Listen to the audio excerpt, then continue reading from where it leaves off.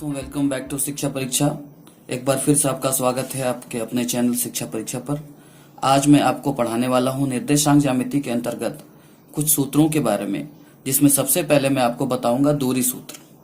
तो दोस्तों, निर्देशांक ज्यामिति में दूरी सूत्र का बड़ा ही उपयोग है, तो आइए इसको जानने की कोशिश करते हैं, समझने की कोशिश करते हैं। तो दूरी सूत्र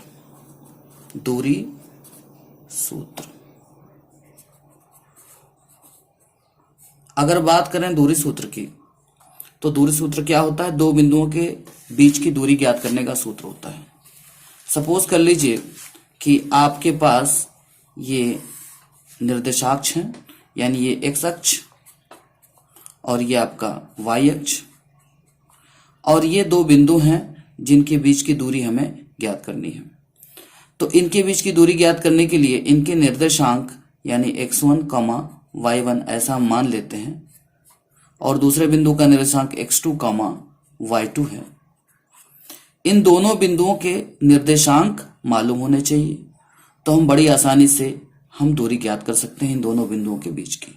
जैसे ये बिंदु P हो और ये बिंदु Q हो, तो इनके बीच की दूरी PQ हुई। इस PQ दूरी को हम D से भी लिख सकते हैं, तो D से लिख सकते हैं, और ये दूरी आएगी कितनी? D बराबर अंडर रूट यानी वर्गमूल का चिन्ह। अब इतना ध्यान रखना है कि दूरी निकालने के लिए हमें भुज में से भुज को घटाना है और कोटि में से कोटि को घटाना है। कभी भी भुज में से कोटि को नहीं घटाना, या कोटि में से हमें भुज को नहीं घटाना। हमें भुजों का डिफरेंस लेना है, यानी एब्सिसा का डिफरेंस लेना है, और यहां पर ऑर्डिनेट का डिफरेंस लेना है। तो एब्सिसा क्या है? यहाँ x2, यहाँ x1। तो हम चाहें तो x2 में से x1 घटाएं या x1 में से x2 घटाएं। क्यों? क्योंकि कोई दिक्कत की बात नहीं है, हम यहाँ स्क्वायर करने वाले हैं, तो अगर माइनस भी आता है घटाने पर तो वो प्लस हो जाता है। तो हम x2 माइनस x1 का होल स्क्वायर लिख सकते हैं, x2 माइनस x1 का होल स्क्वायर। फिर बीच में मैं प्लस का चिन्ह लगाऊंगा, और उसके बाद हो जाएगा y2 माइनस y1 का होल स्क्वायर।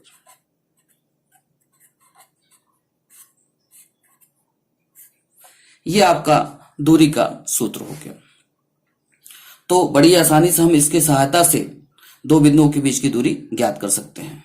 तो आइए इसके कुछ स्पेशल केसेस देखते हैं। अगर इनमें से एक बिंदु मूल बिंदु हो, यानी मूल बिंदु से किसी की दूरी ज्ञात करनी हो किसी दूसरे बिंदु की, तो कैसे ज्ञात करेंगे? तो मान लेते हैं ये कोई बिंदु P x y है, x y की मूल बिंदु से दूरी, मूल बिंदु से दूरी।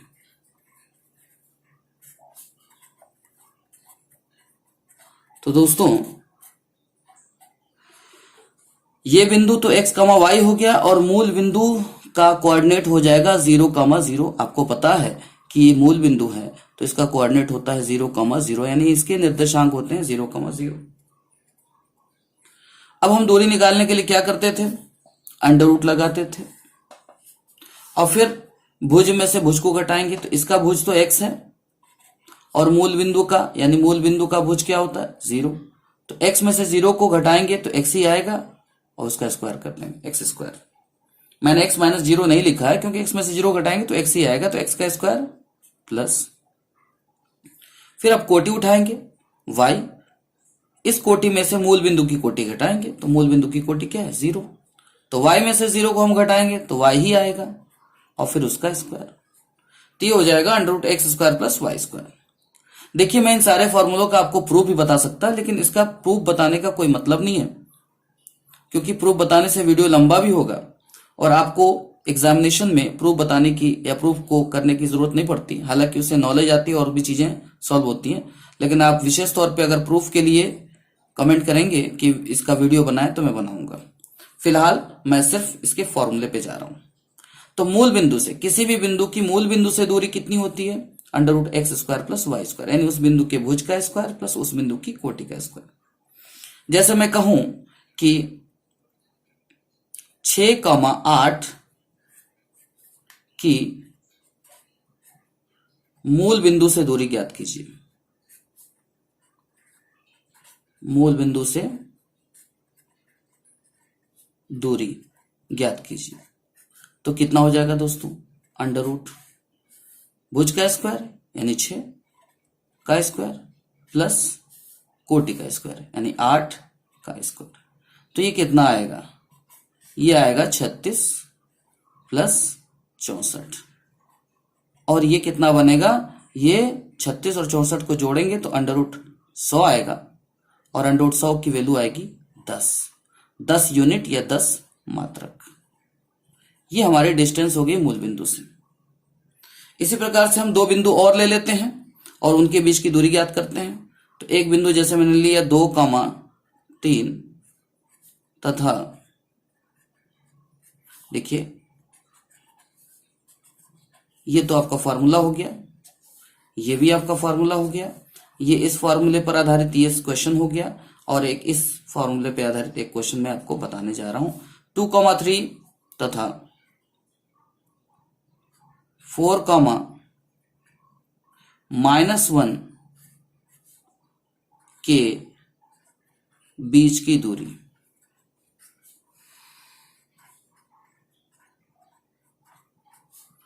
तो हम कितनी ज्ञात करेंगे, अंडर रूट।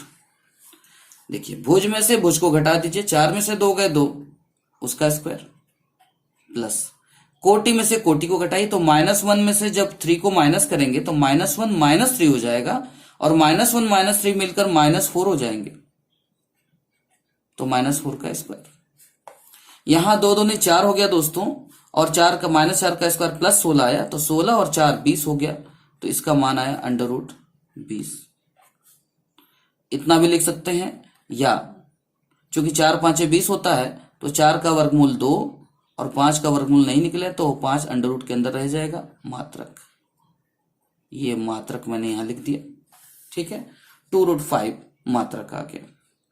तो आपने देखा कितना आसान था दूरी सूत्र का प्रयोग करना और दूरी सूत्र की मदद से हमने 2 क्वेश्चंस को किया और इसी तरह का प्रयोग हम अन्य प्रश्नों में भी कर सकते हैं। जहां दूरी निकालने की जरूरत पड़ती है वहां हम दूरी निकालने की कोशिश करते हैं इसी सूत्र से। तो एक बार मैं फिर से फॉर्मूले को दोहरा देता हूं, d बराबर अंडर रूट x2 - x1 का whole square plus y2 - y1 का होल स्क्वायर।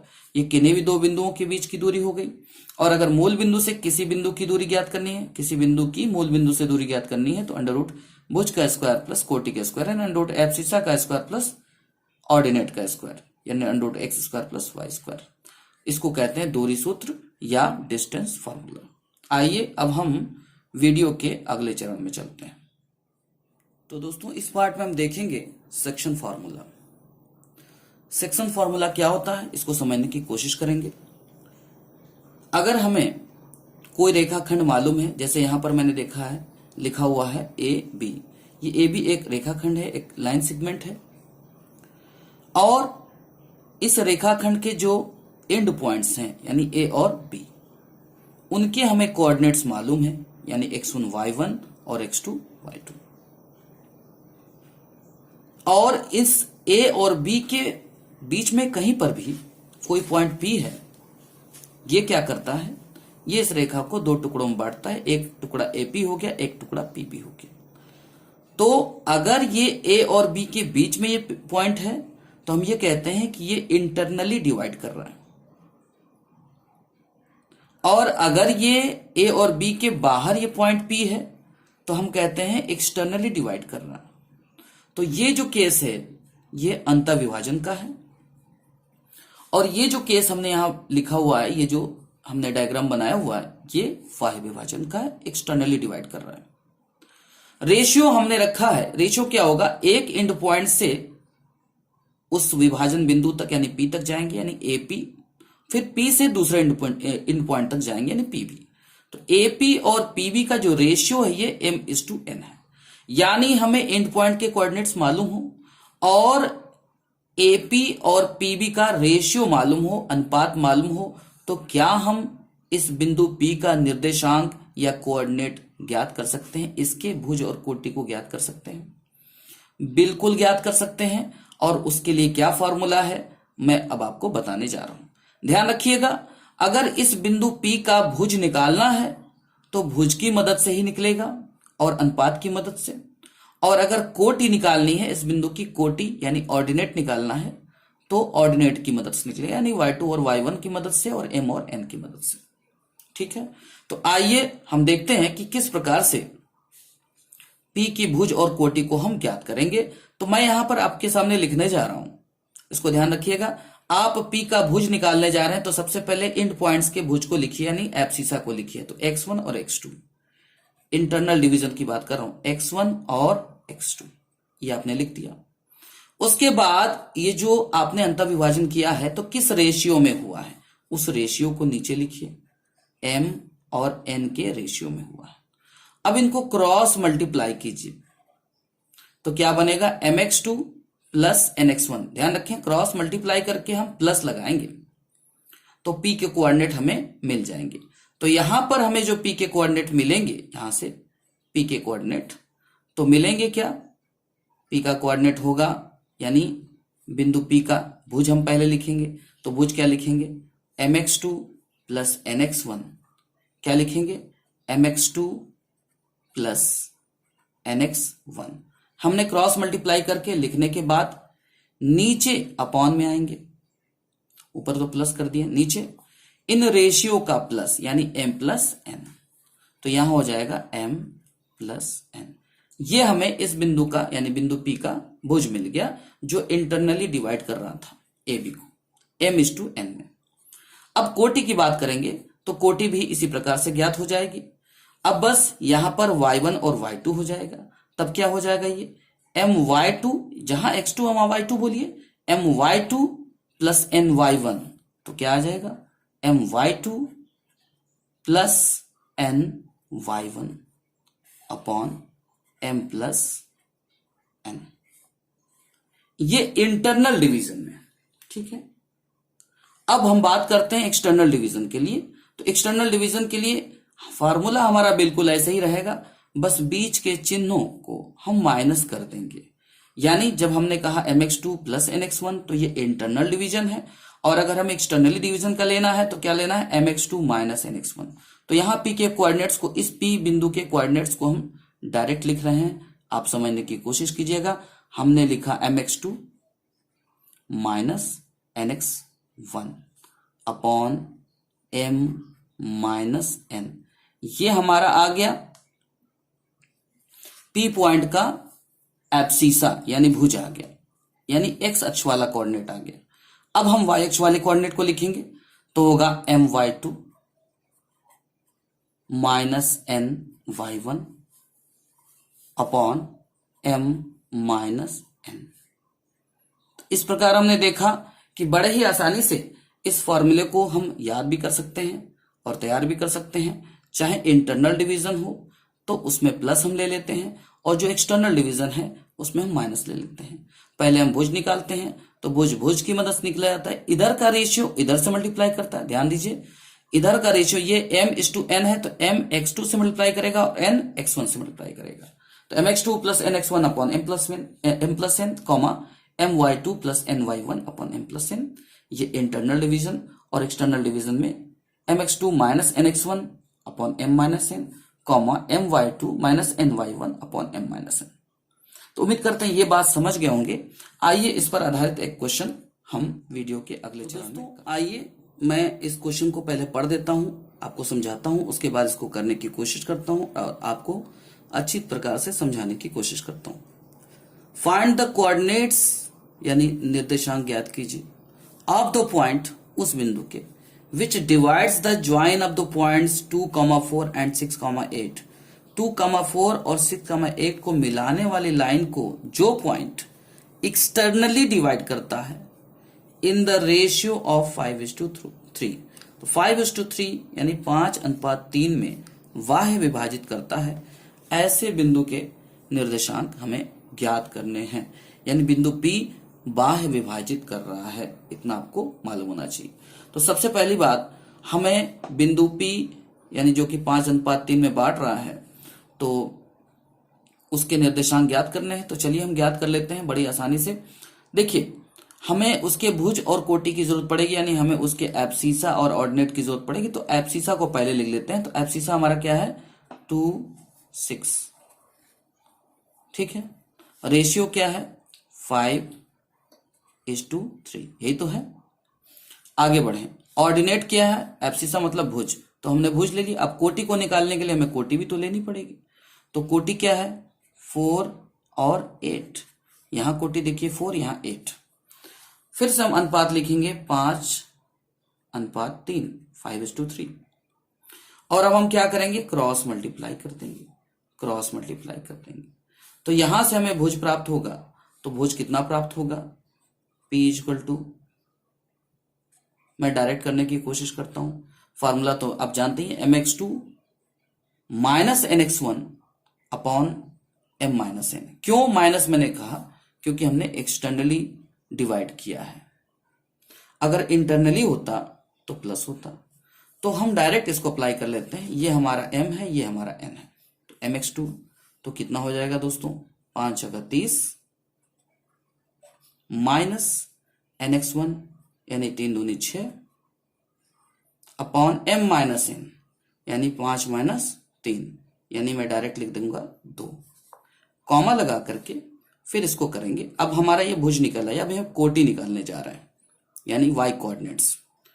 तो हमारा ये m हो गया, तो mx2 my2 यानी 5 × 8 40 माइनस ny1 यानी 4 × 3 12 बटे 5 में से 3 गए 2 यानी m माइनस n।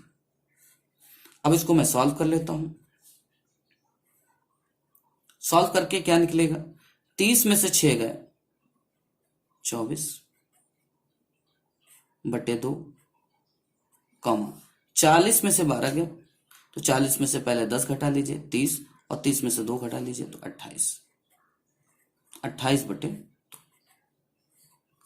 अगर मैं 24 में 2 से भाग दूंगा तो कितना आएगा, 12 आएगा, कॉमा लगा दिया। 28 में 2 से भाग दे दूं तो 28 आधा हो जाएगा, यानी 14 हो जाएगा। 2 से भाग देने पर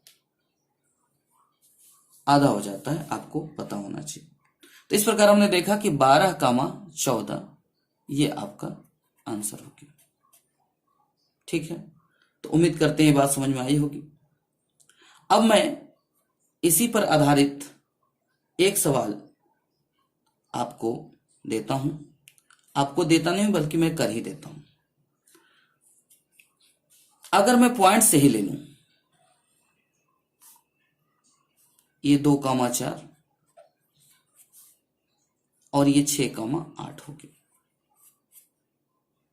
और मध्य बिंदु के निर्देशांक ज्ञात करो, यानी मिडिल पॉइंट, मिड पॉइंट, मध्य बिंदु, तो कैसे प्राप्त करेंगे। मध्य बिंदु P के निर्देशांक में कैसे प्राप्त कर सकता हूं, तो ध्यान रखिएगा, जब हम मध्य बिंदु लेते हैं तो चीजों के बराबर टुकड़े हो जाते हैं, ये टुकड़ा और ये टुकड़ा बराबर है, और बराबर टुकड़ों का जो अनुपात होता है वह 1:1 होता है, ये एक तो ये भी एक। ठीक है, हमेशा ध्यान रखिएगा कि मध्य बिंदु जो होगा वह उस रेखाखंड को किस अनुपात में बांटता है, 1:1 में। तो ये m हो गया, ये n हो गया। अगर हम फॉर्मूले में अप्लाई कर दें, हमारा फॉर्मूला क्या था, अब यहां मध्य बिंदु तो अंदर ही होगा ना, तो इंटरनल डिवीजन वाला फॉर्मूला लगाएंगे। तो हमारा फॉर्मूला था mx2 plus nx1 upon m plus n, और my2 plus ny1 upon m plus n, ये फॉर्मूला था। अब इसी फॉर्मूले में मैं जब m की जगह 1 और n की जगह 1 रख दूंगा, तो यहां देखिए 1 रखने पर, यहां 1 रखने पर x2 हो जाएगा, यहां सिर्फ x1 रह जाएगा, क्योंकि 1 से गुणा करने पे कोई फर्क नहीं। नीचे 1 प्लस 1 हो जाएगा, क्योंकि m भी 1 n भी 1, तो नीचे 2 हो जाएगा। तो ऊपर आ जाएगा, ऊपर x2 प्लस x1, तो जिसको हम लिख सकते हैं x1 प्लस x2, यानी भुजों का योग x1 plus x2 upon 2, comma यहां पर हो जाएगा y1 प्लस y2, रख करके देख लीजिए, जैसा भुज आया वैसे कोटि आ जाएगी, y1 प्लस y2 अपॉन 2। अब हम क्या कर देंगे, इसका मतलब मध्य बिंदु का निर्देशांक निकालने के लिए भुज को जोड़ करके आधा, कोटि को जोड़ करके आधा, तो भुज और कोटि हमें मध्य बिंदु का मिल जाता है। तो यहां देखिए भुज कितना 2, यहां कितना भुज 6, तो 2 और 6 को जोड़िए 8, 8 का आधा आ जाएगा 4, कॉमा। अब कोटि का नंबर आया 4 और 8 कितना हो गया 12, 4 और 8 कितना हो गया 12, और 12 का आधा कितना होगा 6। ये हमारा आंसर हो गया। तो उम्मीद करते हैं ये क्वेश्चन भी आपको समझ में आया होगा। ये वीडियो आपको कैसा लगा जरूर कमेंट करके बताएं और वीडियो को ज्यादा से ज्यादा शेयर करें। Thank you very much.